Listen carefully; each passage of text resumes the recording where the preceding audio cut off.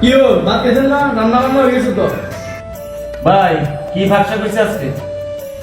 লাইনছে আলু আর মাছ। আহারে ভাই এই আলু খাইতে খাইতে জীবনটা পুরো শেষ হয়ে গেছে। পুরাটা সপ্তাহ শুধু আমরা আলু ঢুকে আছি। আলু তুমি ধন্য আমাদের ম্যাচের জন্য। এই আলু নিয়ে একটা কবিতা আছে জানেন? বলেন বলেন শুনি যাই।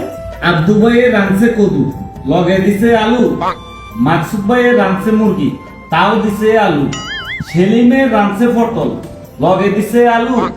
আলামিনের রাঁধছে মূলা, তাও দিছে আলু। আলু তুমি ধন্য আমাদেরই ম্যাচের জন্য। জাভেদ ভাইয়ের রাঁধছে শশা, লগে দিছে আলু। সাইফুল ভাইয়ের রাঁধছে বেগুন, তাও দিছে আলু। আলু তুমি ধন্য আমাদেরই ম্যাচের জন্য। শরীফ ভাইয়ের রাঁধছে গরুর মাংস, লগে দিছে আলু।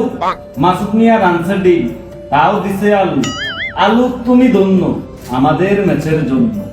কি বলো? আরে বাহ, আপনি তো খুব সুন্দর একটা কবিতা বানালাইছেন। না কবিতাটা ঠিক আছে? হ্যাঁ মাশাআল্লাহ। আলু আছে যে ভাই আমাদের এই ম্যাচটা ঠিকই আছে আমার মনে হয়। আপনাদের কি মনে হয়? আমি আপনার সাথে একমত ভাই। আলু ছাড়া তো আমি ম্যাচে যাইতো না। ম্যাচে তো প্রত্যেকদিন আলু চলতেছে উড়া দুরা। এমন কোনো দিন বাদ আছে আলু নেই আপনি কোন আমারে ভাই? আলু তো একদিনও বাদ নাই, মানে প্রত্যেকদিন, প্রত্যেক সপ্তাহ, প্রত্যেকদিন যে কোনো তরকারি এনে শুধু আলুই। শসা রাঁধে, মূলা রাঁধে, কদু রাঁধে, যে যেটাই রাঁধে আমি তো দেখতেছি। তো সবার নাম মেনশন করে আমি এটা একটা কবিতাই বানালাইছি। এবার কোন জীবনটা তো তেজপাতা আলু খাইতে গেছে, এটা তো বুঝতে পারতেছি না ভাই। জীবন